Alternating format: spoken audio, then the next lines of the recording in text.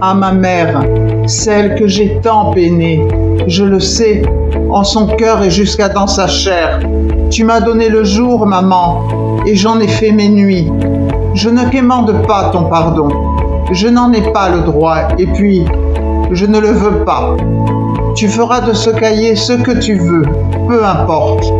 Si tu le jettes au feu, il attisera les braises de notre cheminée. Si tu le déchires en 1001 morceaux, il s'envolera vers le ciel, puis retombera en autant de confettis. Si tu le froisses, je sais qu'il aura nourri la colère qui n'a jamais cessé de te ronger. Quoi que tu fasses, quoi que tu décides, sache qu'il est moi, ton fils, et que moi, ton fils, je n'ai jamais cessé de t'aimer.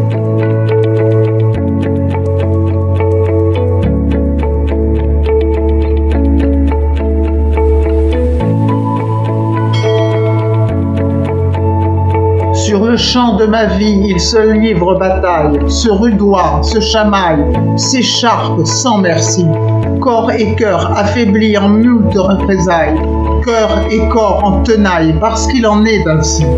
Je les regarde faire, inertes et impuissants, englués, indolents, en un halo mystère où mon âme corrompue se réfugie sciemment. Spectateur innocent, je ne puis que me taire. Je les entends hurler, crier dans le lointain cet étrange besoin d'être pour avoir été, des rivaux malmenés par ce drôle de destin où un maudit matin, je les ai emmurés. J'ai brisé leur histoire sans les en avertir, et j'ai joui du plaisir de les voir sans mémoire. J'ai coloré de noir leurs infimes désirs, et né de repentir en mon esprit hagard. Je les savais heureux de me tenir vivant, ensemble vaillamment ils éteignaient ce feu qui brûlait peu à peu mon âme de délirant, mais mon effondrement les a rendus peureux. Ils se sont échappés de mon être en péril, se sont mis en exil chacun de leur côté. Ils pensaient exister sans besoin de l'asile où ma vie, trop futile, les anéantissait. Mais le corps a besoin d'un cœur pour s'épanouir et le cœur pour sentir d'un corps où il est bien. C'est une question de lien, d'espoir en devenir, de futur, d'avenir, de sentier, de chemin. Sur le champ de ma vie, ils se sont retrouvés.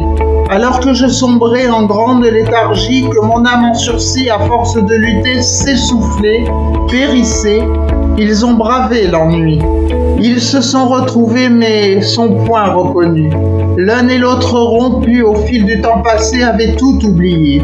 Leur souvenance nue n'était plus faite pour s'épauler. Ils se toisent à présent au gré de leurs envies.